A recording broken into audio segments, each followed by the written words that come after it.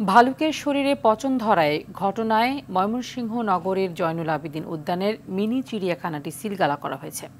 মঙ্গলবার বিকেলে পরিদর্শন শেষে ১২ বছর ধরে অবৈধভাবে চলা মহানগর আওয়ামী লীগের সাংগঠনিক সম্পাদক মাহবুবুর রহমান দুলালের মিনি চিড়িয়াখানাটি সিলগালা করে ঢাকার বন্যপ্রাণী অপরাধ দমন ইউনিট।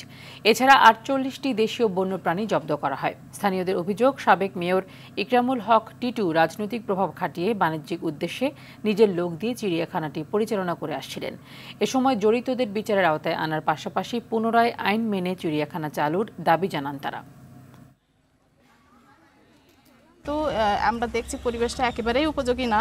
তো আমরা ঊর্ধ্বতন কর্তৃপক্ষের সাথে কথা বলবো। পার্কে কিছু থাকবে, আবার কিছু 14 দিন কোয়ারেন্টাইনে রেখে আমরা কিছু বন্যপ্রাণী প্রাকৃতিক পরিবেশে অবমুক্ত করে দিব।